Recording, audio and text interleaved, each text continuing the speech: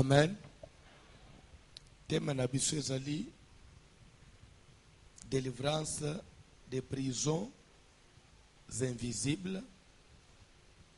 Kokangolama na baboloko oyo na miso ya bomutu boye. Des fois miso ya bomutu ezomona te, mais mutu aza penza mukangami. Je crois que même verset mokopé na mukanda na Luc 13 verset 15 à 16, mais la lecture te bandrait na verset 10, mais na verset 15 à 16 qu'on a Bible les autres Jésus a dit que c'était la délivrance d'une femme qui avait une infirmité. Natango chef de la synagogue azomeka otomboka pourquoi Jésus avait opéré cette guérison un jour de sabbat. Jésus a zoloba que nanite katinabino, même si c'est un jour de sabbat, ne détache pas de la crèche son âne ou son bœuf pour les mener boire. Et cette femme qui est une fille d'Abraham et que Satan tenait liée, en d'autres termes, et que Satan avait emprisonné, je crois que c'est la même chose, que Satan avait emprisonné, ne fallait-il pas la délivrer de cette chaîne? Ne fallait-il pas la délivrer de cette prison les jours de sabbat? C'est comme pour dire que physiquement comme ça, maman ne se tambour na balabal. Azobi mon libre. Ça n'a problème te. À part moi, infirmité, ça n'a pas niveau au Congo. Elle était courbée. Mais les choses ont dévoilé la réalité que cette femme que Satan avait emprisonnée depuis 18 ans. Et pas seulement, Jésus a dit que le diable avait emprisonné la femme, mais ça a duré. Il y a emprisonnement. Na mikolo maman a passé na boulot à Satan. Mais une prison qui était une prison invisible. Mais qui existait, qui était réel. Combien de gens les lots, bazo bika na vie boy. Mais bazaya ukangama na monde mulili. Baza ukangama na Satan. Baza be esclave. Il y a au diable, monde mulili imposa bam. Au Jésus zoloba na ba yekoli, na ba juif. Si mana ote Bible zoloba que plusieurs crurent en lui. Et il dit aux Juifs qui avaient cru en lui, si vous demeurez dans ma parole, vous connaîtrez la vérité et la vérité vous affranchira. En d'autres termes, ça veut dire, et la vérité vous donnera la délivrance. Jamais, tu ne peux pas nous parler de la liberté, ni de la délivrance, parce qu'on n'a jamais été esclave de quelqu'un. On n'a jamais été en prison. Donc, pour parce qu'on comprendre, mais Jésus a dit il faut que mettre na baloba nangai pour boye la vérité et kangola bim. Amen. Et ce qui toque dans la Bible, quelque part il est dit, chacun est esclave. En d'autres français, chacun est prisonnier de ce qui a triomphé de lui. Chacun est prisonnier, est esclave de ce qui a triomphé de lui. Mutunyo soit de la kamukangami. Ya eloko yelonga ye. Ndakisa, dans la vie, si tu es tout le temps malade, c'est que la maladie a triomphé de toi, oui ou non? Automatiquement, tu es prisonnier de la maladie. Amen. Ce qui m'a dit que même vie, ça les a simbaté. Makambozo marchete. Via passe, il est automatiquement prisonnier de la pauvreté. Parce que la pauvreté a triomphé de lui. Il y a de ceux qui sont prisonniers à célibat. Parce que l'ouki liba le dit à côté de l'église, à Ziangote, à ça prisonnier à célibat. Parce que célibat est triomphé naïe. C'est simple. Les prisons invisibles existent. Et beaucoup de gens vivent des prisons sans le savoir. Et c'est pourquoi nous avons besoin d'Andamateo et Deyo. À travers le service à 40 jours, nous avons salo grâce. Abimisayo na boumbo à Satan. Ukoki koleka na mukili awa kaka boite. Amen. To continue deuxième point où ils ont le bela forme de prison. Toujours le bela prison ya liboso, c'est la malédiction. La malédiction c'est une des prisons où il kamataka mutu ya mayele. Ekamata mutu ya makasi, ekamata mutu ya ba promesse, ekamata mutu oyo abenga maki ozala mutu munene, mais komisie mutu pamba. Prison mabe makasi. Malédiction. Dans quelques passages, toujours dans la Bible, kobanda d'abord dans Genèse 3. Toujours mon zamba que la dana Ève, acheba na jardin d'Éden. Bipai wapi badraki ozangelo côté. Pe Bible zoloba que ils avaient l'autorité, ils avaient le pouvoir sur toute créature. Toute créature est soumise à l'homme. Mais natangu mutu abebi si nzamba lakeli ye mabe. Nzamba bimisi maloba. Ya lakela mabe abangi nanu na nyoka. Yo nyoka sera maudit na oyo sali. Ukobende libumu na mabele. Ukolia pe mabele. Via nyoke beba. Comment obende libumu na mabele. Abaluka tali mobali. Parce que tu as écouté la voix de ta femme. Tu as la malédiction zozo. Ukobanda kulia na pasi na mutoki ya pasi. Amen. Pona kutire loko na mabele usufrir. Baluka tali mwasi.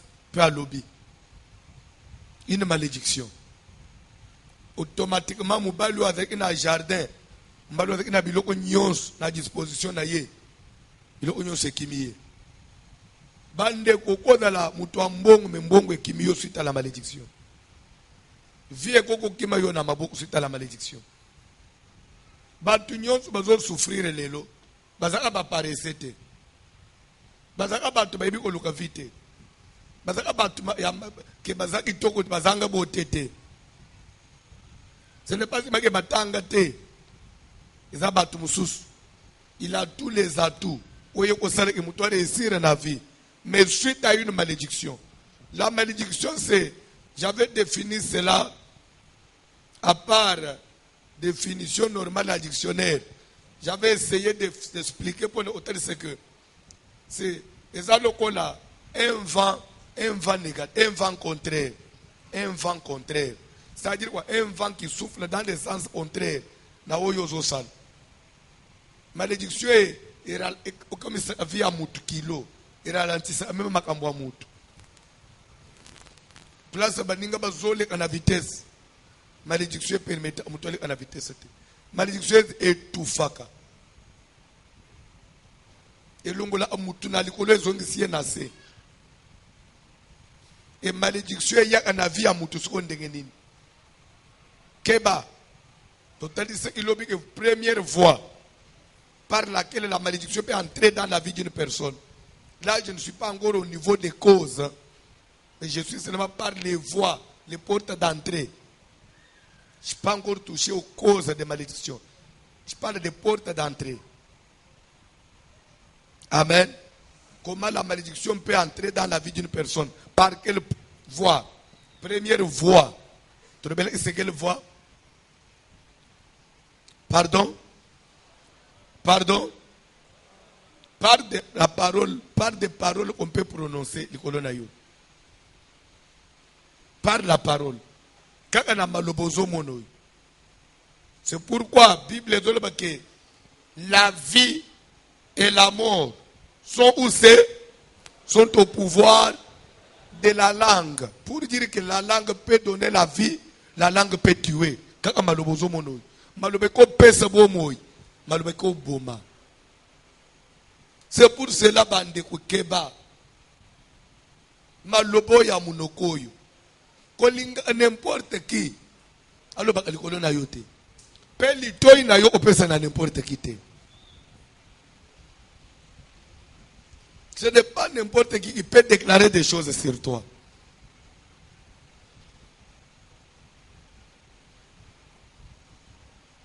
Et la Bible va plus loin.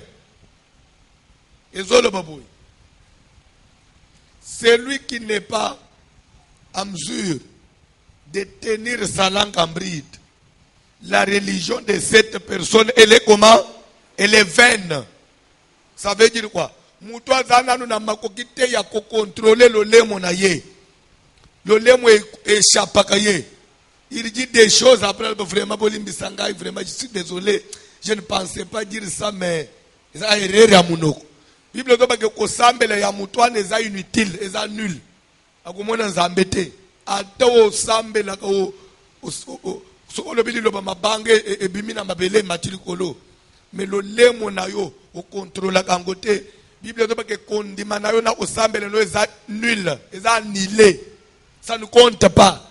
Le lemo zomono. Celui qui n'est pas en mesure de tenir sa langue en bride, celui qui ne peut pas contrôler, gérer sa langue.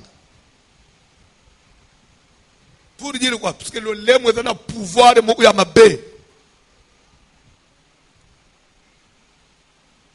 Amen. Alléluia. Alléluia. Kola pambola mutumoko. Kola pambola mutumoko. C'est pourquoi au moni ye moko nzambe mutu akela maloba azo bangela maloba batu. Israël babimi na Egypte bazo na lokito na bango. Tozo mona na tangu mboka neti Jericho batelemi babunda na Israël nzamba bangite na tangu bamboka neti Ai bamboka ya ndenge na ndenge etelemi bunda na Amalek abunji Israël nzamba bangite ebisi bangu na ozala na bino mais na tangu Moab ye azumi ndukite bage uzoka mutalo ba maloba pamba. Je ne sais pas si vous comprenez. Moab bage ulukaka prophète vient parle à mal maudit prononce un mauvais sort contre Israël. Nzamba bangi akiteli prophète wana komeka kolobate pour dire que maloba est plus puissant même qu'une arme. Maloba ya munoko maloba zo détruire koleka bombe. Nzamba bangeli mindu kite nzamba bangeli ba char de combattre mais nzamba zo bangela maloba azoma na prophète. Tu n'iras pas avec ces gens et tu ne maudiras pas Israël car il est béni. Ne le maudis pas, n'osez même pas. Kola pambula mutumoko. Kola pambula mutumoko. Tozomona Jacob papa na bango telemi apambola yaya na ye Saul ou li pasa na ye na kubenga yaya puisque na li pasa yaya na leki atabaza mapasa. Amen. Maman zui fuite yake baliki ba pambola Saul. Comme maman ne voulait pas à tout prix que cette bénédiction et qu'elle n'est pas à Esaü. Oya sepelaka na yete. Oya sepelaka na yete. Mama ko bota mwana. Pe ko boye osepela na ye. Ko boye osepela na bénédiction na ye. Papa ko bota mwana. Pe boye osepela na bénédiction ya mwana wana. Na Bible yango ye komam Rebecca azando kite. Baby se nuna sekere tata mama be. Atikala upumbote, atikala uzalando kite. Kana normal bo ya lobi. Na kolinga yo pambula makimwana na ngamu suso. Na uzifuit ke papa ni mnazo linga pambula yaya na yo. Sala tu lamba sala boy ngamu na kola iso ndenge to osala. Ukota na chamro lesa papa na binu. Apambulo na place ya oy. Na tango zo pesa mwana information. batu ya Bible, batu ya kala, parce que na enseignement. Mbala mwanda zoe mama, risque nini tozozo. D'abord, ndekunangaza na ba poil belé na nzoto. Et moi, je n'en ai pas. Amen. Alléluia.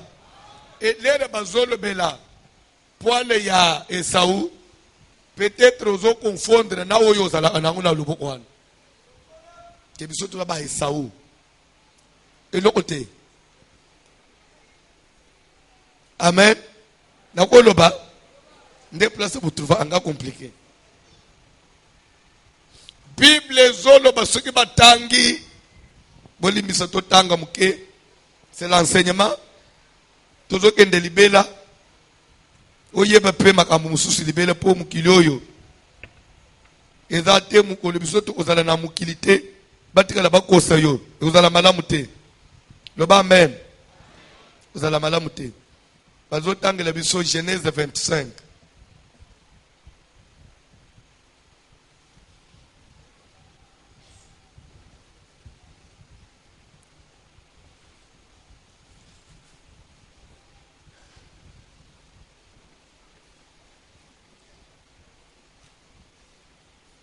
Genèse 25, bandana verset 24e.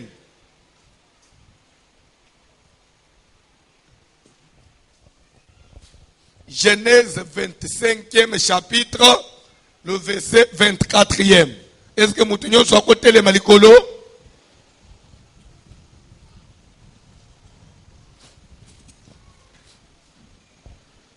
Toquez rapidement, papa. Genèse chapitre 25, à partir du verset 24, nous lisons au nom de Jésus de Nazareth. Les jours où elle devait accoucher s'accomplirent. Mikolo et Rebecca, asengelaki kobota, lere kokaki. Et voici, Tala, il y avait 2 jumeaux dans son ventre. ezalaki na mapasa mibale na libumu na ye. Le premier sortit entièrement roux.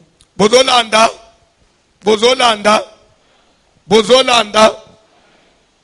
Ya liboso abimi, mobimba na ye. Ya ufinyika tokei. Comme un manteau de poil. Bazolo baka bimi lokola kazaka ya ba poil. Ça veut dire quoi? Omoni lere ba fungola ka babalo atombola. Eza ana ba mto muswe bimaka. Eza ba poil onjire poso ya mouton. Moni ba bilamba ya modelo wana. Soko poil ya Esawu eza kibongo.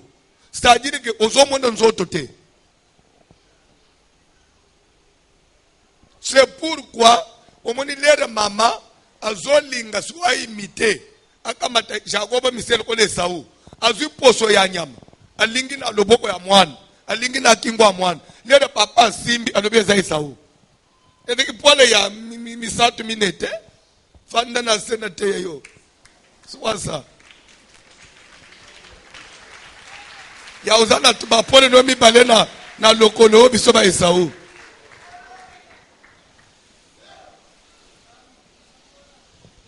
Debite suki na zola mbabe. Amen. Le rabimi mzoto ezate mobimba nyonso suki. O mwana nini? Donc ondire nyama, abimina ondire nyama. Mzoto ezate. Pole mzoto mobimba. Et c'est ça même tanga Bible. Nde même tina ya kombo ba pesa ye. Tanga Bible.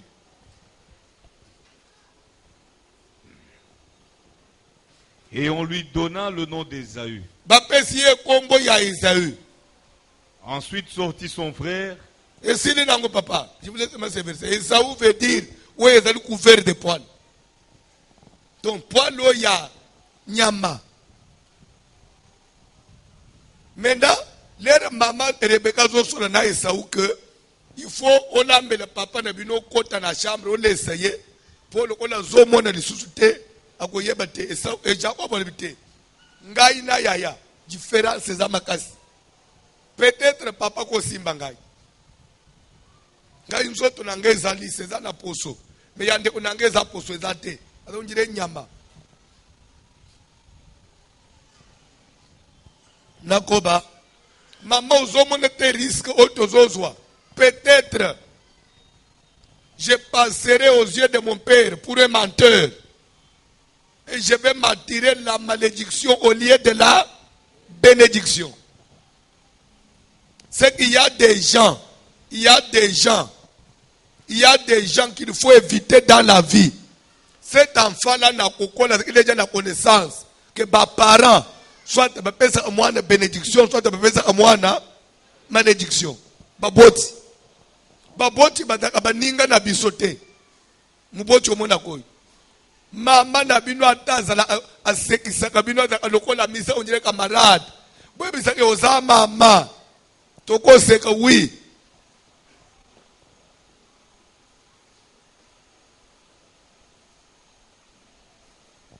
Tuske na ba mama mususu.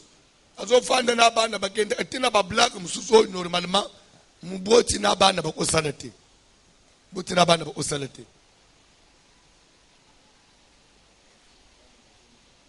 Amen. Alléluia. Vraiment, il faut pouvoir enseigner. Kola pambula mutumoko. Kola pambula mutumoko. Na uteki na foyer moko. Mama na bana bafanya. Mama zo misabagazi alibumu.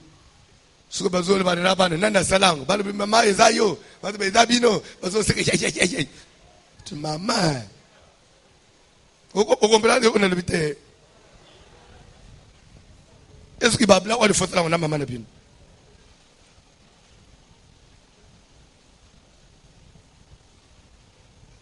Kola pambula mutumoko. Alléluia.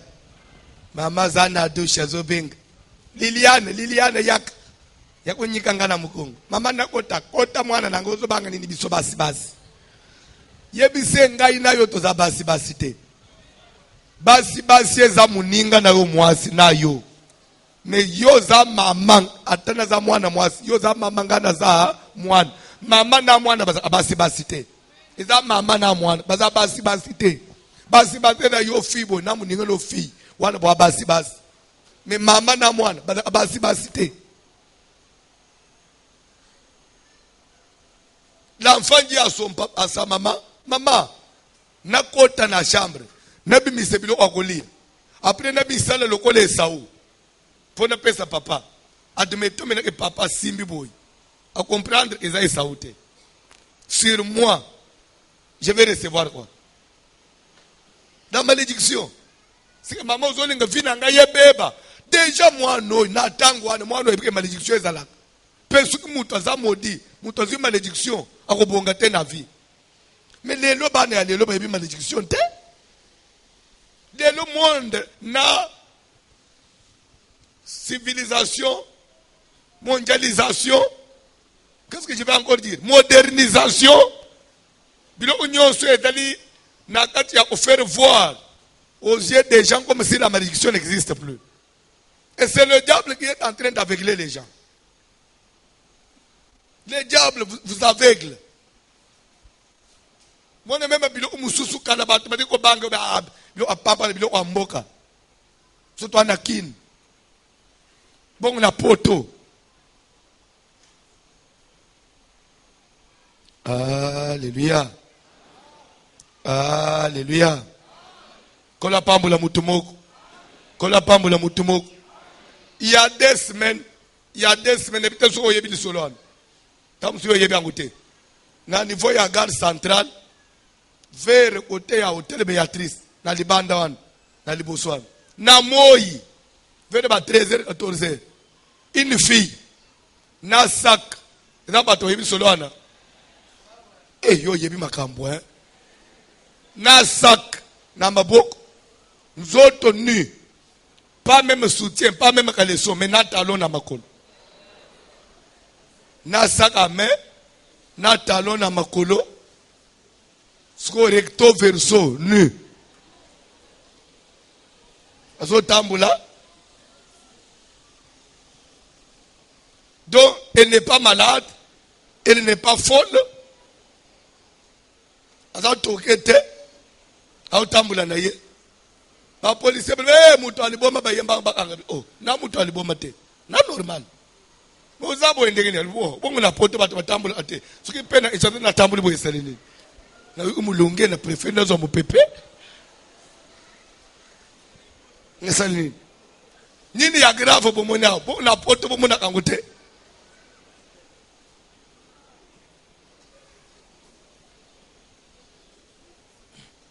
Amen. Alléluia. Alléluia. Kola pambo la mutumoko. Kola pambo la mutumoko. Je sais que on a ba journée moko. On a ba journée moko na ba juillet août entre juillet août. On a date moko. Oyo bato batambula anu. Ese komela biso na Toronto toti hotel ngai na mama pasteur Pierre na mama Vero pasteur mwalimu na mama Rebecca tozana mutu ka biso jipe ya munene so souvent tozo beta masolo tozo kende so prière dimanche embouteillage mo kwa makasi embouteillage boy nini ba biso te bato moko bazo sala les jours battu batambula kanu sungana zo bangasi bon les bazo banu tamusu balati sexy to pusa na boy embouteillage ko de bato ana bako de babanja wotina ipen kaka ndenga babota bangu so na embouteillage sikoi na ba mama pasteur na okoche misu wapi okoche misu wapi nzambe na ngai na tunomboka nini oyi Perso que bamoni bino bazoya bazosala miso baje ye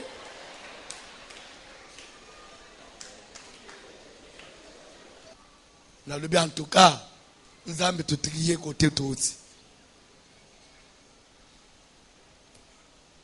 sabambo omususu nzambe fo uluka ye makasi kola pambo la mutumoko kola pambo la mutumoko mais tout ça okobenga ngo mondialisation okobenga ngo civilisation mais la parole de Dieu reste parole de Dieu. Parole de Dieu reste parole de Dieu. Alléluia. Kola pambula mutumoko. Yesu Kristo apambula mutumoko. Amen. Alléluia. Mwana yebisi mama. Soki papa kutike za esaute. Likolo na ngai na kozwa nini? Malédiction. C'est que na obebisa vie, na oéchouer na vie. Na kozala su na avenir te. Na koma mutu pamba. Malgré bilaka na nzambe likolo na ngai, itene lo ona osala na vie te. Ma sœur, pourquoi ozo sala? Pourquoi vie ezo simba te? Ukozala te ozo malédiction quelque part. Mateyo yo nazote po mutu abanda nanu kumilongisa te. Mais apo mutu nyonso atala vie na ye. Vie yango zo kenda nango wapi? Amen. Nazo solola nande kumoko. Imedi na kutani na mubali wo tobalani na ye. Tobandi ko vivre na ye. Na kangami. Tellement que papa ne biso ki agressif makasi. Pe na direct na classe supérieure na zo ke nitkali na nena silis na longoli zem. Na babla mususu ye na longoli kana mubali oyo. Mubali habité au lieu to bande osala na bala yo kaka. Abime pa ne biso abalingai. Officiellement makamunyo so na koti na ndako na ubota te. To mata na uba upito boy. Soki batali mubali. Bazo utake sperma na ko botisa mwasi te. Soki bazo ngepa na ngai. Bazo utake matrice na ngai ko memazemi te. Papa to fanji na condition na 11 yango. To keiti poto, mubana futa to poto batele bino eza soit baluka ku voa mususu me bino boko botete. Na mubali na mwasi. Bino mbali bozana problème. Pe d'après ba minganga bazo beke eza malformation ya obotama. Temso bange to lungula zembe no butika ba blague. Matise yo ko memazemi te. mwana mwasa tunga papa na ngai nasali nini na mukili nga mutu nekubo abazemi pamba pamba pe soke de la katake edele ki na mubali mususu ke oyo te na kolo bake sike mbalo ana bota kate me na yetu luzemi bale ali peke soke de la kake lere toke na ba examen ye ba kutaki ye bien na kolo badamu so ba avorter manganda sali ndebe bisingai no ye ba zolo bake azana azo spermi total azana spermatozoide te ngai kutu bazolo ba me yo ya yo matrice oyo oda matrice kole ya mwana muke mwana ya 7 5 ans 6 ans et comme mazemi te nebisi bango oui et dans po boye ba que le diable existe et dans la bato ba ignore Satan maman le diable existe au cours de l'élo bien dans 30 minutes vina wala babalusi yango boy e komi onjire yango to zomi tuna ezanga ito mutu mususu yango muni mwana anda zoebisa mama na bango nako sa papa bosuka découvrir que ça saoute je ferai venir sur moi la malédiction au lieu de là je vous ai dit que dans la vie il n'y a que deux choses soit c'est la malédiction soit c'est la bénédiction il n'y a pas une position intermédiaire non qu'on ne te trompe pas. Il y a plein de choses à papa. Je ne suis pas du tout béni, mais je ne suis pas aussi maudit. Alors tu es comment? Je nage entre les deux. Soit tu es béni, soit tu es maudit. Et si tu es maudit, qui t'a maudit?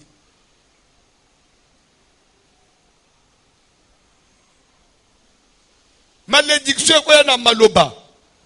Mutolobi maloba likolo na yo. Mutobi misi maloba. Maloba ne bani ko sala musala.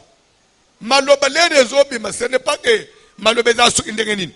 Dès que la personne parle, les esprits, parce que le monde est coordonné par les esprits. Ce monde est animé par les esprits. Le monde invisible que nous ne savons pas voir avec nos yeux, ce monde-là est animé par des esprits. Automatiquement, les esprits récupèrent ces paroles. Et bah, okomata okokita basimbi maloba wana babanyi suko ko dirige vina yo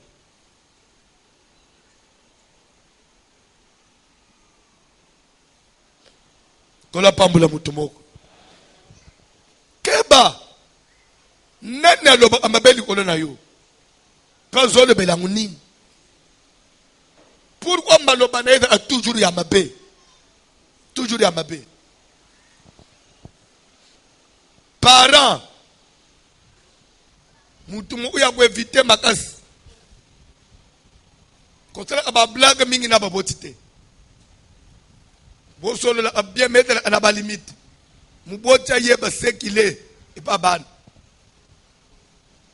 ko la pambula mutu moko supérieur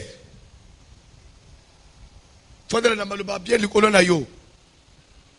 Raison pour laquelle, est-ce que mutumoko azolanda? Mutumoko azolanda. Omoni Balaam azana mboka na ye. Mais Balaam avait quelle qualité? Balaam avait quelle qualité? Qui était Balaam?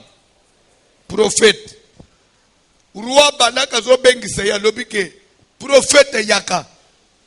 Et dans la libote moko bimi na Égypte, yako bimisa maloba ya olakela bango mabe. Puisque Nayebi, que celui que tu bénis est béni, celui que tu maudis est maudit. Celui que lui bénit est béni. Qui, lui, il est qui? Pour avoir ce pouvoir-là, il y a quand il bénit quelqu'un et la personne est bénie. Et lorsqu'il maudit quelqu'un, la personne devient maudite. Il a quel pouvoir? Qui lui vient d'où? De qui? Tout simplement, Balaam n'est pas spécial.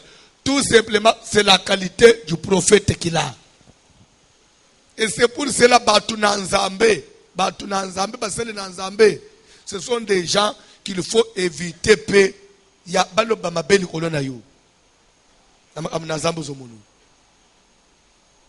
C'est pour cela. Je crois même dans Galate quelque part. Il est dit, Galate ou Jacques, l'apôtre refuse, il dit, qu'il n'y ait pas parmi vous beaucoup de gens qui enseignent. Bataille baleke belete. Mais les lois photo itana inchas. Bataille baleke belete baleke belete. Bible boya bataille baleke belete. Bible ozomono. Et boya batu bazo manipuler parole de Dieu. Baleke mingite. Katina bin. Pourquoi? Si déjà mouto azana maloba na nzambe na munoko na ye. Azana pouvoir. Soit ya opambola, soit ya kolekela mabe. Pe Bible il faut batoyo ba oteya bino. Batoyo bo reconnaître ko la bataille.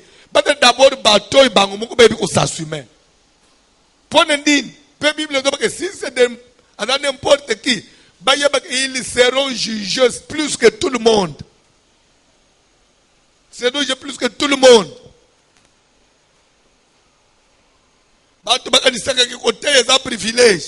Nous serons jugés plus que tout le monde. Pourquoi? Parce que les choses que tu prêches aux gens, c'est que toi-même tu es censé bien les maîtriser. Oui ou non? Mais quand tu dis autre chose que toi-même tu ne sais pas respecter, Dieu te jugera avec ce que tu avais prêché sorti de ta bouche.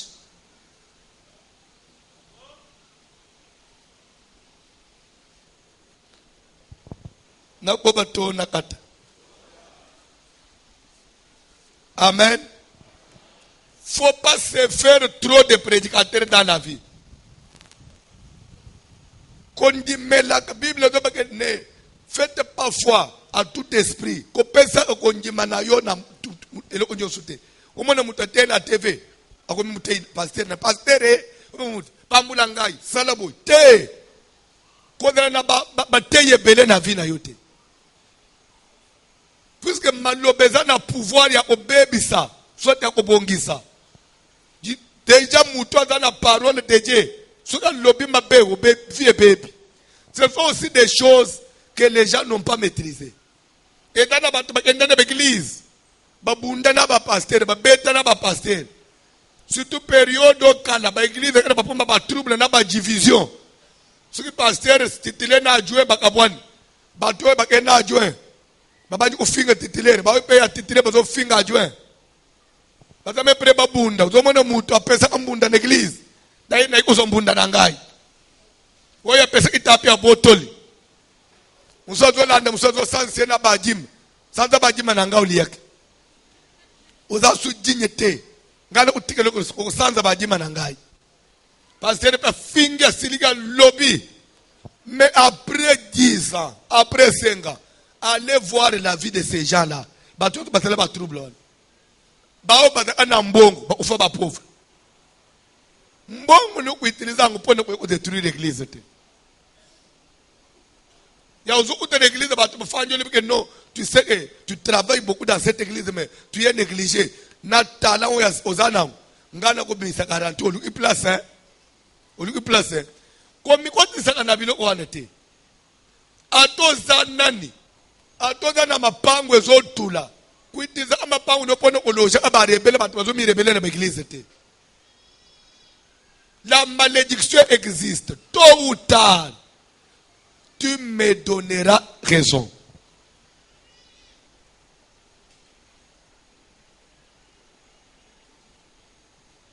Zamba pambula mutumoko. Les hommes spirituels, en cette qualité-là, ndo moni balaka zo bengisa balama na Moab. Yaka na ngai. Donc on nous a prophète. Quand tu vas parler, je sais que vous savez quelque chose. Sepele denga tozali awo, denga tofanja awo, na pambula apambula kayo. Ole kani boy na pambulio. Ole kani boy même amblaka na lobi nzamba pambulo. Na loba keloko wana, ebele ya batu na epete ndeka bazwa kangote. Ezeki na couple moko, na église oyi, bazeki na chorale ya bonne semence. Bonne semence, ora ba maman, ezeki hapo. Je crois que, eseka bonne paix, comme bonne semence, na chérubin. Comme tout Congolais qui se respecte. Vous savez, ce qui détruit le Congo, c'est quoi? Tout le monde veut être chef. Na Congo, non. Et là, on va faire ma zone. On appelle la Kosalangout. On appelle la Kosalangout. Salango. Alléluia. Alléluia. Kola pambola mutumo. Nous on a passé l'enzamo, voici l'homme. Tous on prendre côté. On a leader. Yoza leader. Yoza mutu yao. Na mbo ozo belo babatu bazo. Tous comme façon. Moussa pèse un adage à l'objet. Tu es un poisson, un gros poisson, mais dans un aquarium. Tu sais, un gros poisson, pour être à l'aise, il ne peut pas être dans un aquarium. Il doit être dans l'océan. Mais tu te mets dans un aquarium. Là, c'est quand il devient un aquarium pour toi. Il faut sortir de l'aquarium. Va dans l'océan.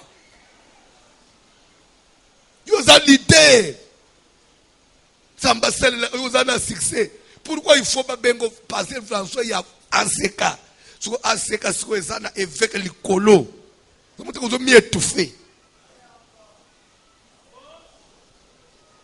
Natunié. Sikoyo, ce qui n'a pas mis na l'idée. Et c'est nini. So ndenga na zaliao. Bon, balu ke évêque azali colo. So le na uteya. Minimum ezobikate. Nanda unangana le ofufute. Bana nanga bautanga classe te. Na kozo mwambongo nangai na tonga te mwa boutique nangai te. Siko il faut nini? Non, zalité. Yo zo mérite vous l'alité. Na toni mususu me yo zana aquarium te. Je vois comme si moi les poissons de l'aquarium des fois bilo aquarium na za bonne santé au le yo mutoza na océan. Ah bien non, t'as le négo zala. Mais là tu t'attaques à moi. Vérité? Parce que toi, tu n'es pas dans un aquarium, tu es dans l'océan, non? Moi, je suis dans un aquarium, mais dans l'aquarium, je nage bien. Dans la vie, ce que l'homme zamba benga yo salangu, attenando zamba okwisangu. Je n'ai pas le temps na bête mutuma kofi, je n'ai pas na timina na l'idée. C'est quoi? Ça, c'est les Congolais. Moi, je n'ai pas reçu ce sang-là. Ngandengo zabo, atobenga frère François, pas François, pasteur. Moi, noyo. Ça change quoi chez moi? Je n'ai pas ce sang-là. Tu connais une chose. Ngana za amunoko, mais na avantarte. Depuis le au salaire différence. C'est-à-dire les francs parler. Moi, quand je parle, s'il faut te dire la vérité en face, je le dis. Je suis comme ça. Mais en tout cas, je n'ai pas eu ce sang-là. Qu'est-ce qu'il y a maître avocat moko, baza même temps professeur na inikin. Vous travaillez na bango bazo aider nga sur un dossier là. Namoni bazo secrétaire na bango moko ya moi sezo benga le pasteur. Wana bango bazo concentrer. Pas maître bazo mais ils ont eu à travailler avec les grands leaders, il y a des pasteurs, mais si des dossiers comme ça, mais pourquoi ils sont simples? Pourquoi ils sont simples? Quand tu viens, tu les trouves, ou qui tu es au salué, bango, tout ce qu'ils ont dit, il va pasteur. Pasteur déjà, 5 mois d'amboabat. Au coup de ye. Bien solution à tous aux avocats, mais c'est par des intermédiaires. Téléphone, alors, voici l'homme. Mais puis l'homme m'a secrétaire à voiture, mais personne n'a voici l'homme. Mais c'est moi, non. Votre homme, quoi, il y a un directeur, mais vous êtes secrétaire. C'est que Moukilez a un problème. Moukilez a un problème. Je vous jure, le monde est malade. Et surtout na Congo, nani akokamba nani, nani akozala sumi na nani. Mukili oyo ko, mukili omena suka. Nalba Yesu aya akatuke makamu nyonso esele nini. Lele pe okoloba bongo ba célibataire balingita aya te papa, biso nanu to balite nanu to botite. C'est-à-dire mukili etele mapo yo bota. Po ya yo mwana yo obota nde Yesu ya mipale o sauver mukili. Nanu to balite nanu to botite.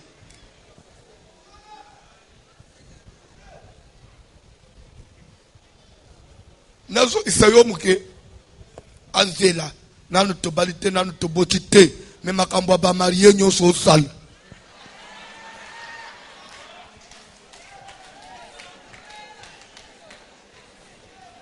lelo dana baselibatere baza plus expérimenté que bamarie mosusu mama bano ya lelo akopesa secours yo mama mukolo ya 60 ans avandiswa abandi kuenseigner loba a loba b yo baby b te b te b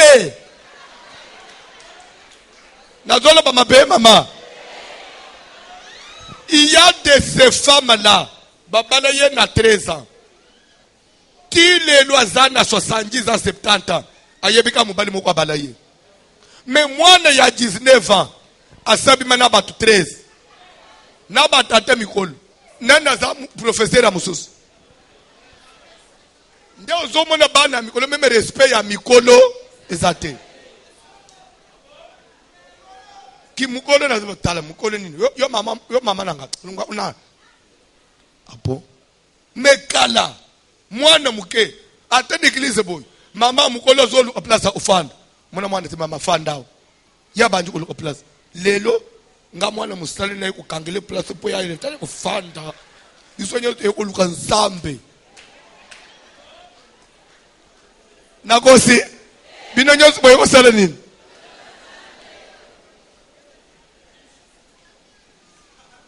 eza mukili oto zale inangu kalate mukili ya kala nga yoy François na matina taxi bis na fanji mama mukolo to papa mukolo akoti nga na zo trema na tikele place mwana lelo tikele place ayebi yo tata mo sina ye boni boy ko tala ba mama mususu mwana lo ba tala ba mama mususu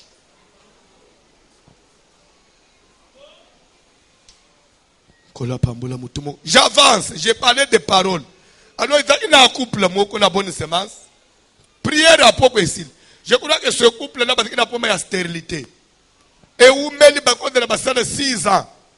Babo takatena na ba likamone mingi yao. Ngai mutu nazala ka président dilelo. Ngande mutu na linga ka plus ko mipesa kulandela bato amakambo maternité parce que ce sont des dossiers sensibles. Na linga ke umele mingi l'église sans que mon changement te. Donc on a lobby sous samedi na 16h na odana na bangwa. Et depuis qu'on a relancé ça, il y a beaucoup de résultats. Comité kakate komile mbisate. Dieu agit encore. Na lande la kabande kwana. Ba jeune, ba service na sambe la kabande. Bino na keze kina noa. Un jour, prière à progressil. Là, à l'époque là, na dalaki oteya na fanda na itina mes. Je prêchais comme ça. Na oteya na chaka mesa na kiti. Amen. Na inchaswe bimaki, umunite ka fanda na mesa na kiti. Nde bilo oneza anasea kiti wana. Nde na lungu la kiti. Na ngana nyoko miti. Kala na de usumba ba to ba servir to ba seme amike wana. Pona pangu semitoki. Muni ba seme na wana. Nde pouvoir na bwa ana ome na papier mouchoir. Na pangu se na bwa. Suko wokolo Kinshasa no. Na tuni nyonso wana zanini. Po enda na bongo te. Il fallait naître dans l'église à 4 personnes. Wana nde na nzambe. Boy ba plein boy. Akolo ba bien. Muni ba poto agenda wana. Yasa genda ba poto pamba. Ta muke mukakei. Agenda ko renforcer. Banganga ne ba akuna. C'est ça Kinshasa. Ce qui n'a pas de louf, wana ngele de problème te. Et ça complexe. Ça complexe. Quand quelqu'un se sent complexé en face à yo, il faut que acholo el ozosal na kipakangote. Na fanji na iti priere sili. Ba mama nende ba bete ijurwan. Mama zole kana. Le pasteur. Bonjour. Na bisena onyema bonjour na ote. Kende sumbele kana demaliti na uyela ngasiko. Tala papa makamusoza anangondire éprouve abatu papa nazata ne fona bisie apprendre ou à laisser deux malitina o yelinga siko na lobili lo bali kolona yo papa sérieux maman deux malitina ou bien au boy alandi muninga na yawo defsanga mbongo matrena ilo ote pasteur ezali kamususu akembango Ayena de Maltina. Et je ne pouvais même pas aussi prendre. N'a pas na posa na ngote. Na kamati moko na pesi serviteur mo azaki pembe na yo pembe la. Na ebisie kende moi oy. Nzamba peso ban. Yé pas le merci papa. Je vous jure le même mois de concevoir. Les lobana bazaso 4. So na mituni. Na sambeli. Ndeko kweye na se na benga na bademo. Atele bademo baketokeyi totiki ko bota. Atele boy abotite. Bademo pe bakosaka biswa. Totiki ye abonga. Akende liboso. Mena mituni me. Liloba na lobi amblakan. Et sali a le pouvoir de la parole. Le pouvoir. Pourquoi?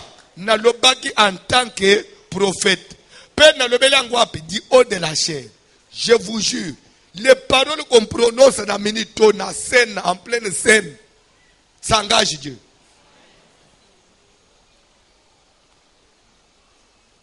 Tika vina yo fungwama. Kola pambola yo. Tika nzamba pangu so pinzoli.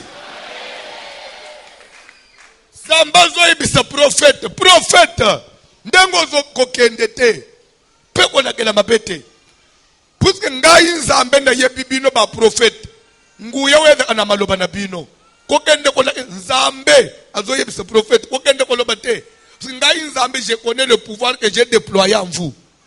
Quand tu vas parler et ko bebi se musala na nganyos ne parle pas. Tomoni mutu ya liboso parent, oui ou non?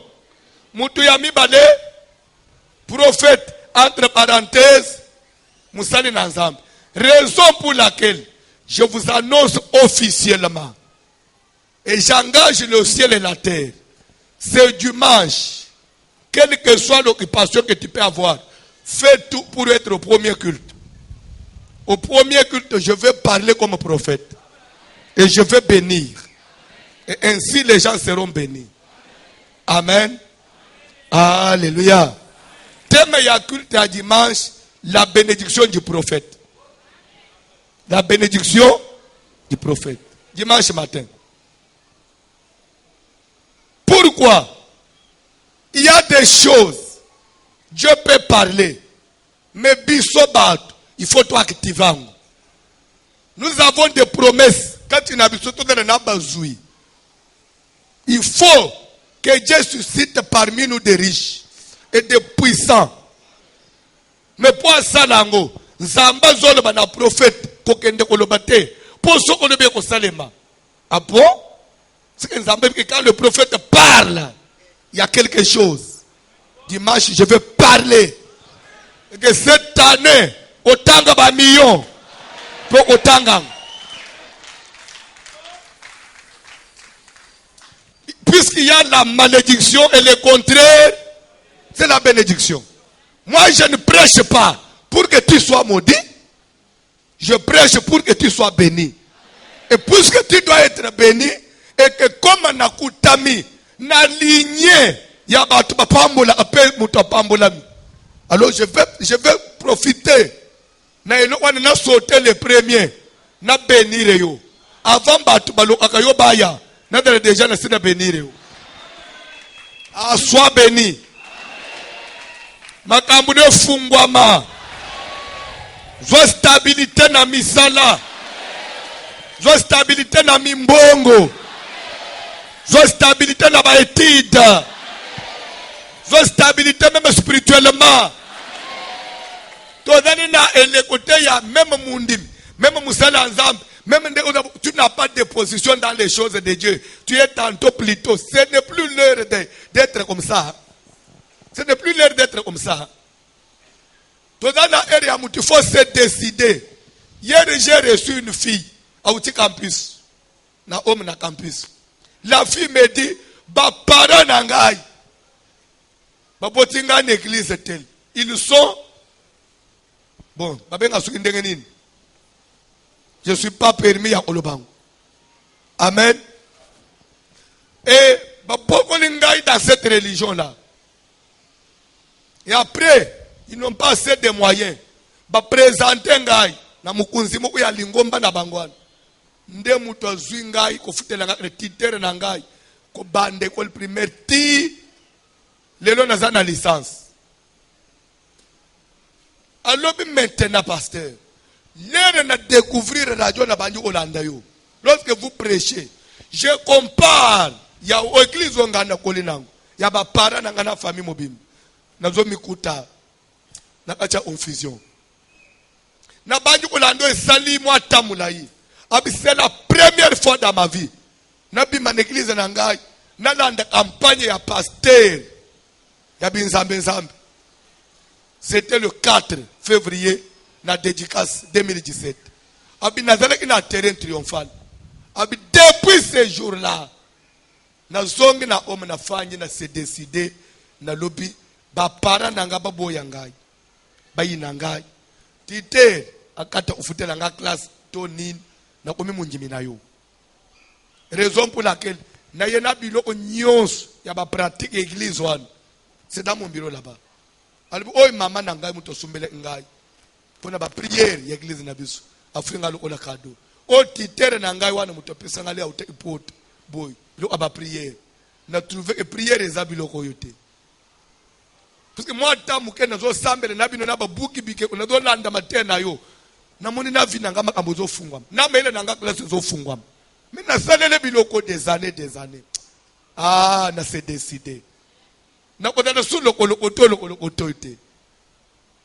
si je n'ai pas le temps ya église ao na ufana na homme na ulando na radio fini alubi ah bon fini pasteur na décidé il est grand temps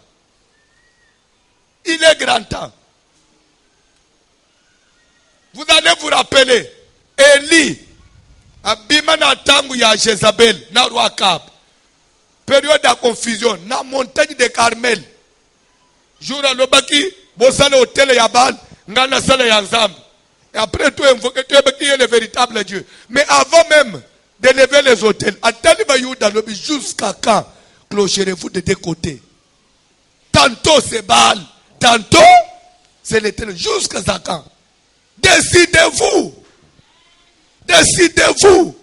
si c'est Baal allez après lui mais si c'est l'Éternel marchez après lui. Dieu n'aime pas la confusion.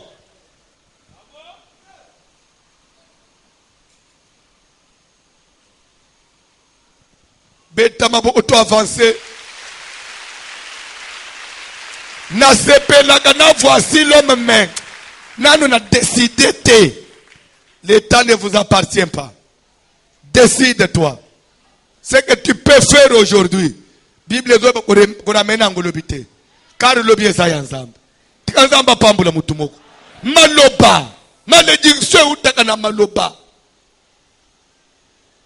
Nani abimisa maloba mabeli kolona yo. Mutu ya misatu. Là je suis en train d'énumérer un peu. Batoyo na pouvoir likolo batu mususu. Tomoni pe Laban na Jacob. Nzamba bimeli Laban lobi ne parle ni en bien ni en mal. Mais qui était Laban? Laban c'est inoko. C'est toujours un parent. Et ceux qui te regardent même à Bokilo. Bokilo. Bazaba, il faut éviter. Bokilo.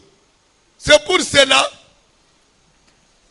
puisque nous on est villageois, permettez un peu qu'on partage certaines expériences avec vous, les enfants de la ville.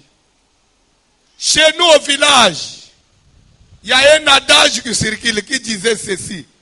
Mokonzi. Ana mokonzi na yete. Mokonzi ana mokonzi na yete.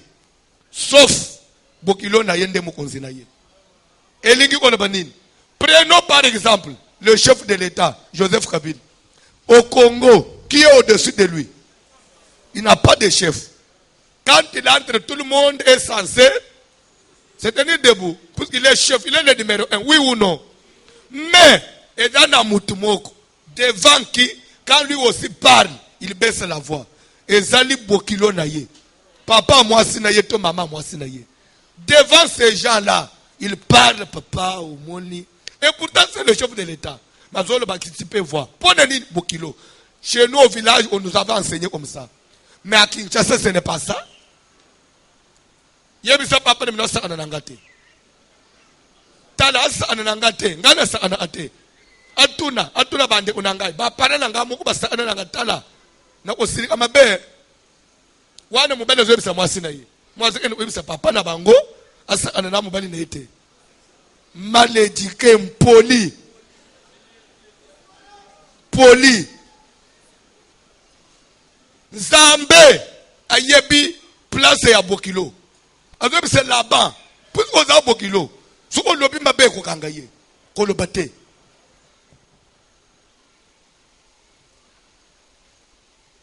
Ozoka matamwana bat au sente gratuitement. O récupérer au fele. O fangi si na ndaku. Na tetutes. Ozobo tsabane na crédit. Même crédit ya banque en échéance, oui ou non. Le peuple qui nous a blacté, à cause de moi, nous sommes à moi. Afin de se faire si bana na libumu. Na yamba qui fait moko. Mais c'est sérieux, il n'y a pas de semaines. Ce sont des cas, ce sont des problèmes. Fi moko d'aliao. Akoli mubali amonani. Mbali faye opese biloko alibali. La fille est venue me voir.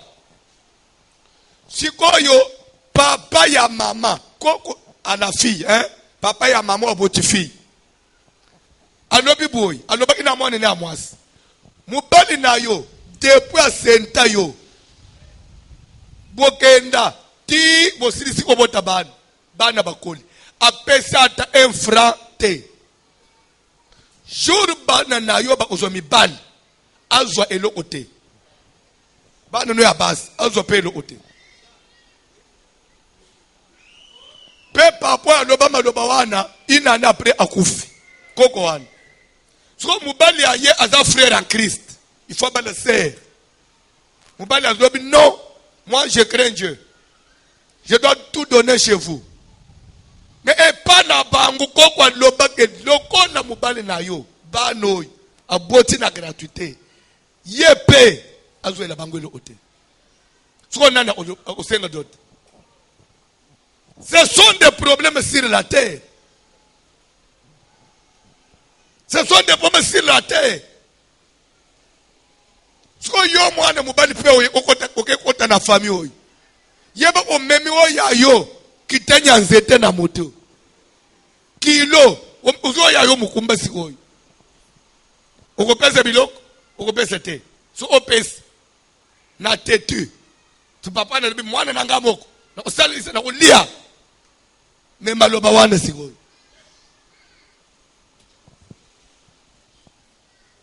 C'est pourquoi dans makambo ya mabala, je vous jure, c'est un piège même pour l'église. Si l'église ne comprendra pas, c'est un piège. S'il vous plaît, dans temps ancien, l'ibala, on ne tenait pas plus compte de l'amour entre les deux personnes, l'homme et la femme, non. Les temps anciens, c'était d'abord les deux familles. L'homme est de quelle famille? Moi, je lis aux Banazaya Wapi. Et sa famille, Nin. Bapanene Baza, Ndenge Nin. Bazalaka na vie Nin. Bazalaka na culture Nin. Ozokuta les deux familles, bazu temps. Baba etidja, baba etidja. Basi kutu bakonsilita kabinote.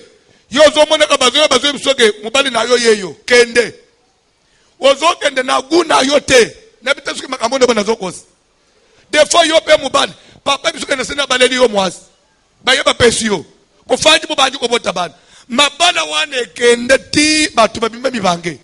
Divorce eza amuke. Moins de problèmes. Mais ya lelo ya na TJ. Kasomo alanda kama na TJ na npo. Tala na mon comportement na ipo. Na mon aller trop. Étude et donc seulement entre la fille et le garçon. Mais ils ne tiennent pas compte des deux familles. Et pourtant, écoutez là où il y a le piège. Parce que au moins place comme ça à ce moment de bilo en bokati ce que toi na la ville OK citadin quand on parle de todo que na yo citadin la Bible que tu as entre tes mains dit ceci que le mariage soit honoré de deux mariés le mariage n'est pas une affaire de deux personnes. Ça commence par les familles. Il faut vous entrez dans quel là? Ndakisa, maloba yangoy. Maman na bino boti bino gratuitement. Bino pe basengele bino lo ote. Muto lobi ya kufisi koy. Bo pesa na suite. Et c'est le travail qu'a l'église maintenant. L'église doit donner solution à ça. On va nous place aux autres. Ce que passer na kawana osalanini. Na kawana osalanini. Wane ezali siko na compétence nangai. Je ne suis pas obligé de tout dévoiler. Ne place siko. Muto zolo otela makamu na nzambe na katikati. Amiseli pasteur sans bagage. Ne place okende ose bloquer les siko. Parce que il y a des dossiers sensibles. Que pour traiter ça, pour résoudre ça, il faut avoir un bagage. Prêcher, oui, les gens vont dire Amen. Mais il y a des dossiers maintenant. Oh yo, Moïse a tellement yebisaki, si maya jetro ko yebisaye. La façon dont on travaille au Lemba. Cherche des hommes capables. Les hommes intègres, craignant Dieu, ennemis de la cupidité. Établir Baba ne peut juger. Et la Bible dit, j'ai trop un païen. Il dit, Baba ne peut statuer sur de petites choses. Mais pour ce qui concerne de grandes choses, il y a des dossiers dans l'église. Un serviteur ne peut pas à lui-même résoudre et terminer. Non. Moutoko ya papa na loti, mari de nuit. Mais il y a des dossiers. Un serviteur qui se respecte. Pasteur. Mais non, serviteur ne pas pasteur. Pour que dévoiler,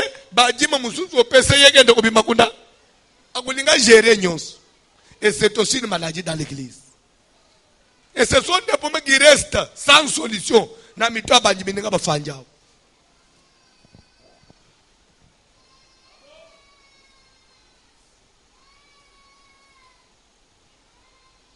L'église a un problème.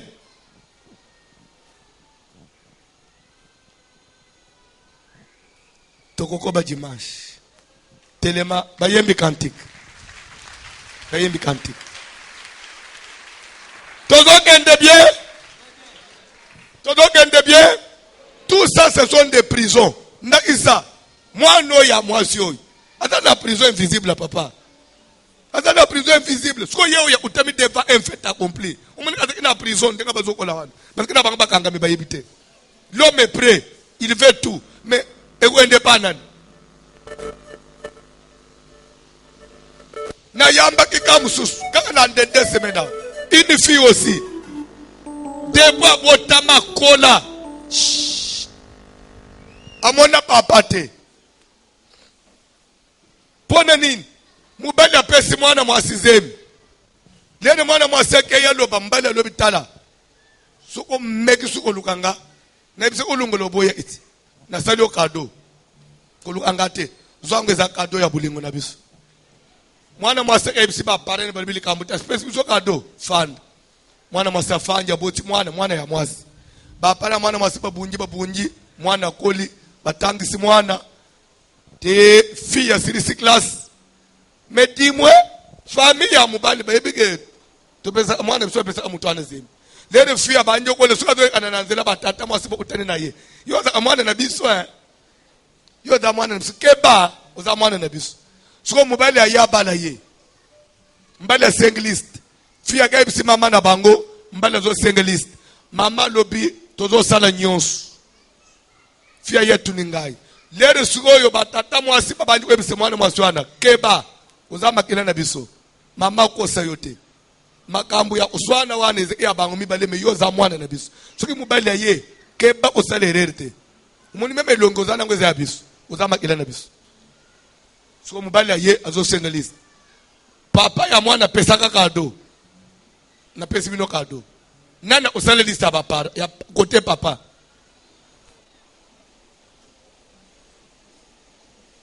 Jeune homme, tu t'engages dans le mariage.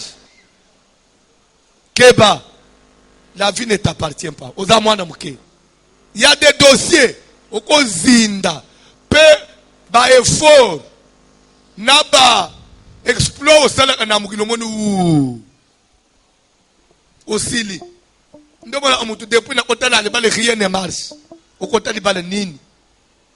Na condition okota prison invisible. Est-ce que nde adresse il fallait okota? Est-ce que ce qu'on va na basi ya modèle bango bako bana te? Babu mamutu na mukili. Bango fina bango febeb. Te il faut babana. Mais il faut résoudre. Et qui doit résoudre? C'est ça la place d'un pasteur. Pasteur, oyo, a la tête bien faite, papa. Akomela. Cantique, s'il vous plaît. L'église. Yamba. Receive, take it, take it.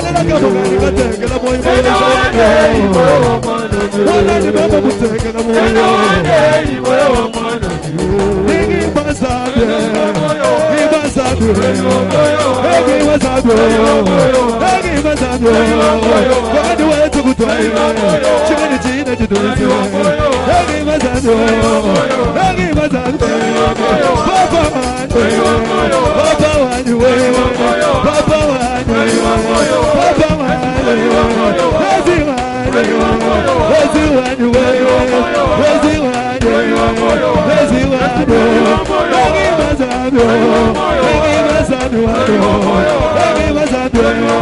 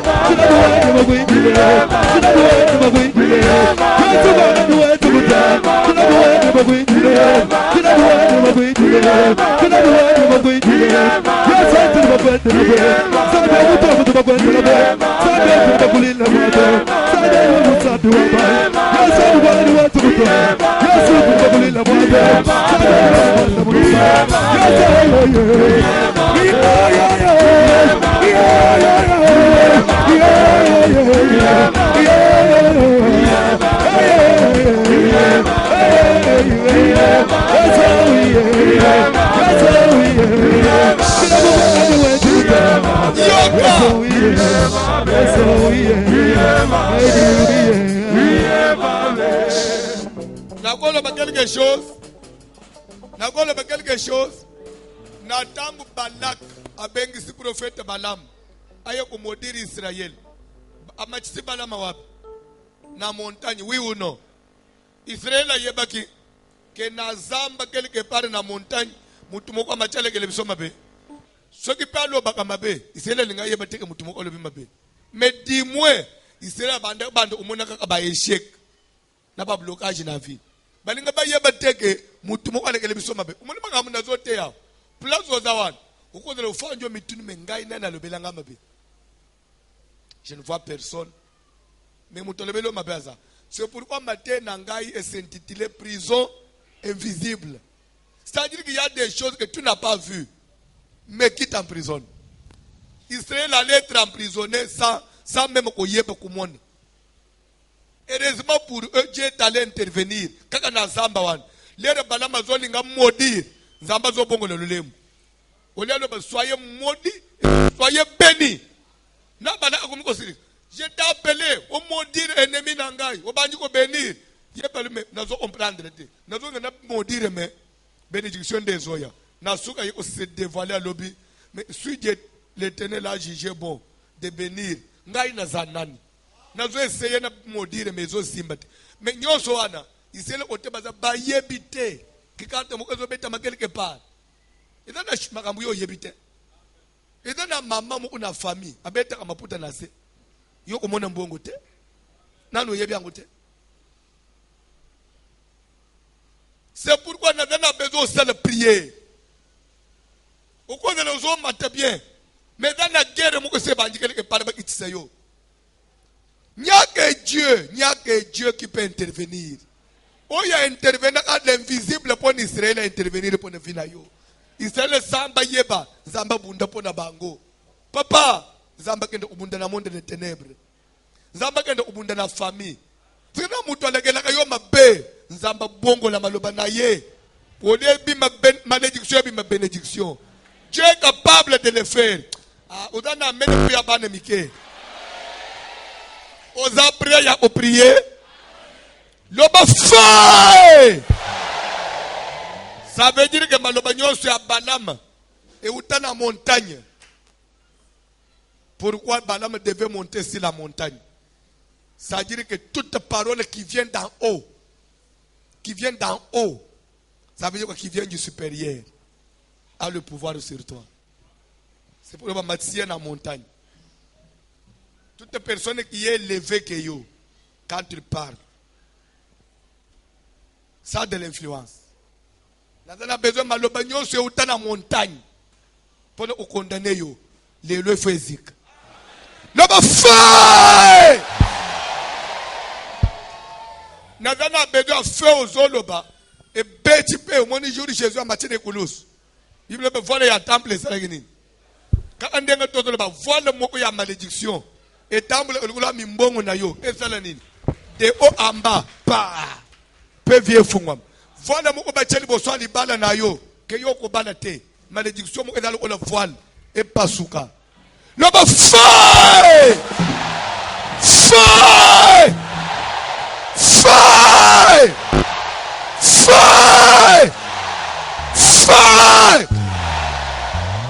Bana na moto.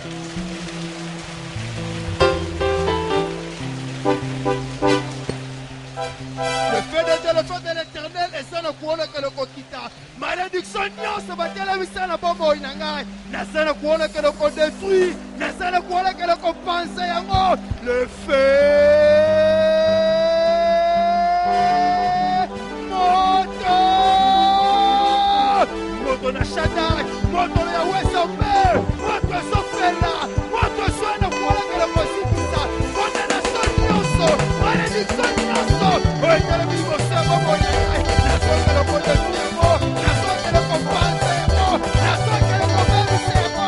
Exotica. Exotica. Exotica. Exotica. Le feu. Le feu. Le feu. Moto. Moto. Moto. Moto na Shaddai. Moto na Yahweh Sofer. Exotica. Exotica. Exotumba. Exotikisa. Malédiction nyonso. Ebino kemana kuona kelo kote.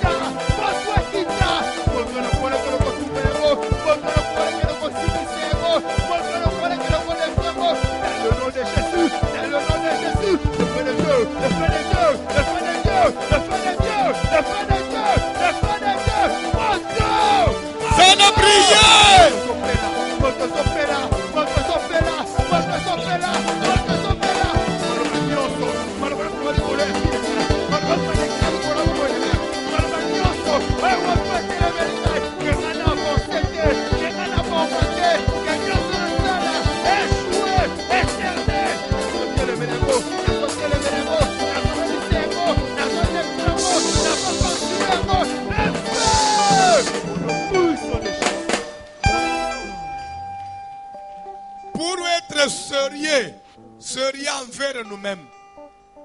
Que chacun se demande, se pose un peu la question. Vie où nous avons mené, est-ce qu'il y a moutou béni ou bien moutou maudit? En réalité, s'il faut telle vie nous avons mené, est-ce qu'il y a bénédiction ou malédiction? Et ce qu'il y a malédiction, nous avons maudit l'engaï. Pas maudit l'engaï pour nous. Il n'y a que Dieu qui est capable. Il y a au bon il m'a comme bénédiction. Ne désespère pas. Dieu existe. Pas de moyens de la prière. Maï à bololo comme maï potable. Na Jéricho, maï nyo se pollué. Mais les réalisés au temps Jéricho a boire mungwa. Maï wane comme ina vie. Vie na yo pe ko bonga. Mateyo yo est de la mungwa. Lo sambo ye de la mungwa. Ekwe na mayo ya kubeba. Ya porter vie. Ba doit détruire vie no pona nini. Ba étouffer yo pona nini.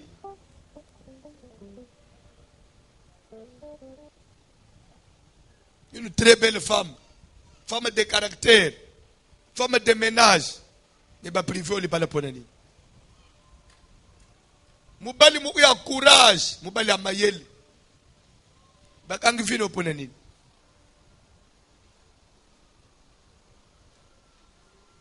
Aujourd'hui, ce sont des années qui, mes filles, papa, tu ne sais pas, tu sais quoi? Aujourd'hui, c'est mon anniversaire. Lobby, tu sais quoi? C'est mon anniversaire. Mais vous avez un anniversaire. Mais vous avez vite. Vous avez souffrir. Nana modire yo. Maloba nyos. Bila kele mabenyo. Sukeda na mutu moko na mboka. Abeta kanase. Mema na isha sao mutu moko asimikange. Mema wapi. Aloba amabeli kolona yo. Alelaka na kombo na yo. Ye. Asimba mbongo totala. Ye. Amata lisusu ndenga bande kumata ukite totala lobanga ite. Nzoka nde maloba wane ndeswe. Ezo etufe vina yo nyonso. Natana besoin prier aux sal. Maloba ya mutwana. Ezika. Na ye mutangu place aza. Azika. Misala na ye zika. Fai! Donc fais au boaki. Todo boaki le mutwa le keleka yo mabe. Mutwa za kangama quelque part. Azo tambula na kombono na munoko. Bana ya batu ya Israël des innocents.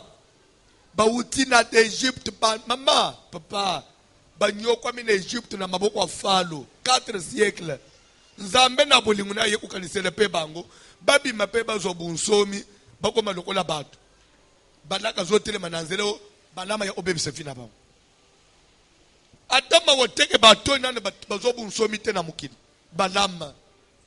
Isele la selioni ndende ngozawana. Ukoli na via pass babundi bundi na yo. Naba maladi naba nini akufelelo kuvelo nzamba sel grâce au telem nzamba suko tangi classe lelo za mutu musozi yo obimbali suki ya oselelo otela mukili odomona balaka na balam me bokali kilena na balaka na balam ba to tuna fina bango ba uchi wapi banyoko mina Egypte fimo bimba bazo bimba peba kwa mabatu balaka na balama bazo ya bango te lobama be basufrir ndelo nzamba boyaki Mateo yeye nzamba boy okoba usufrir oso souffrir belé so balingi ba faire souffrir osu nanko na bato amukili fai na kindoki na bango sika fai misala na bango abute ya bamot fai kapanzana soki bazaki ekipe mobimba ba incompréhension kote la bango bapanzana bayokana lisusu te batambula sunzela moko te baloba lisusu même langage te baloba plusieurs langages différents.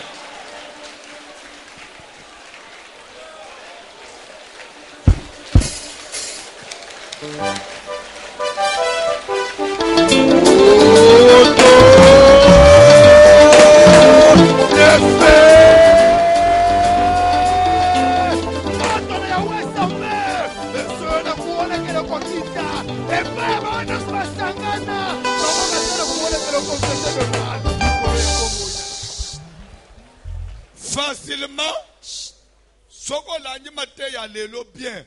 Okomona ke ezami kolo ya mutatika na nanda kote. Zamba pambulu. Mutatika li nanda ko ye priere te kone nini. Na kende kuwenzele kitana bana kulamba. Ah! Musalo tozo salo e kokani na kulamba mama. Utalo zo lamba na yo zo lamba. Lena uteki musala na ba fatigue ebina kenda ka kulala. Ah! Weza mikolo ya usala bavantiri wane te. Za mikolo ya mutoluka deliverance. Mateo ndenge zobi mabuyi. Deyo. Ukangama wapi. Uwe ya bunjisa ayo. Defo uyebi yete. Ye yebi yo me yo yebi yete. Israel. Ayebi te. Ke balama na balaka moko bazalaka. Me balaka na balama ba yebi Israel.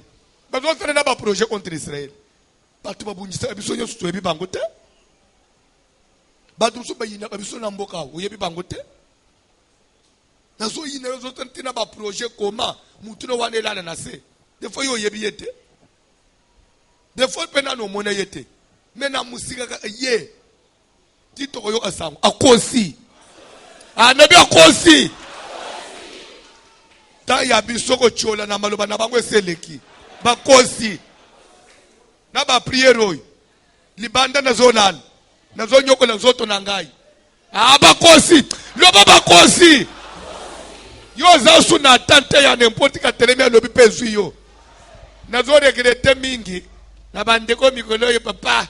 Baba kelinga malade. Vraiment zamba salako. Baba kelinga mbaso ange zo mutu nyonso mikolo yo. Sa nini mukilango? Bolingi nini konyoko le bavia bato? Mbaso ko menjile epidemie mo asike bimi na ishas. Fai! Molimo ambasu. Bamalaja ko bwakela. Sida ya mipepe. Sida ya mikolo da ko bwakela. Zomone mwana mwasi. Obimata na mubalite. Oke osale examen bakangyo malaje uchi wapi. Depo potama ba transfuser yote. Ya ko bwakele ya milimu mabe. Ya mafai. Kola pambula yo. Simbo frand.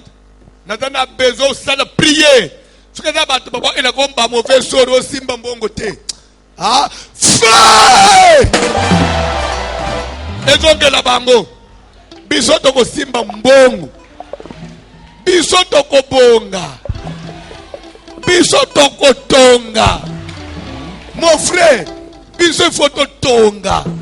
Na mukilo telemisi ba immeuble. Vous êtes bien te. Nazoba boy. Famille bako mona pe bako vivre. Yo telemisi bandako. Telemisi bandako. Baye batali balobike. Onda ka ya mutoto bandaki koloka. Yangwana. Etelemi ndenge nini? Etelemi na kombo na Yesu. Ko échouer. Ko échouer pona nini? Na kombo anani. Échouer pona famille. Ils sont tous déjà wa. Ça c'est une deuxième famille. Vous allez échouer pourquoi? Ko échouer te. Le bana ko échouer te. Le bana ko échouer te. Mama ato vangi na zando. Journée mo mboteki te. Omoni 16h ngebeta. Telema le bana ko échouer te. Na yaki ko teki fona teka. Ko chalo bo na litama te. Même yo na Josawan. Otulite. Yo ko tulite. Le bana tulite. Okobala. Dès 2017 zami fo sunga yo. C'est quoi ça? Où jouer pour nani? Yazanan. E kela mu lokola ngai. E ku telema na nzela na ngai wo na zabalama na balaka. Balama na balaka. Ofrando simbwana moto elandela mutu nyonso. Alinga ateyo simba mbongo. Tosambeni na ombo na Jésus. Au nom puissant de Jésus, na sauvé la moto na Yahweh sauvé la moto de l'eau. Vous allez prier. Notre Dieu sauve Déborah. Moto sauve là. Yahweh moto poko de l'eau. Et solande là. Oh Dieu soit tellement na parcours mbongo na ba. Oh ya sauvé bise wala bakena simba mbongo se. Bango constaté. Na masete. Na poko de l'eau. Asokufa. Asokufa. Asokufa. Le feu. Le feu. Le feu, le feu, le feu, le feu. Le sauve de la boca de Yahweh. Moto na Yahweh sauve sola de là. Nous nous sauve de Yahweh. Na parcours mbongo na nga.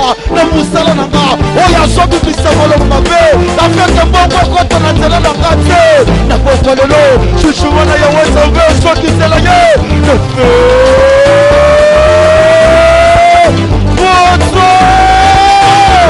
Le feu de Dieu, le feu de Dieu, le feu de Dieu, le feu de Dieu. Et je te le connais de la Yesu Messiah. Nous te le soyons, poisson qui se voit dans la il y a du peuple, il y a malédiction. Na musala na mbongo, ya finanga, na simo bobote, na rasta bote, na musala, na pokolelo, le chouchouement de Dieu, le feu de Dieu, le feu de Dieu, le feu de Dieu, le feu de Dieu, ça brille. Et je vais le combiner, et ça n'a pas, maman.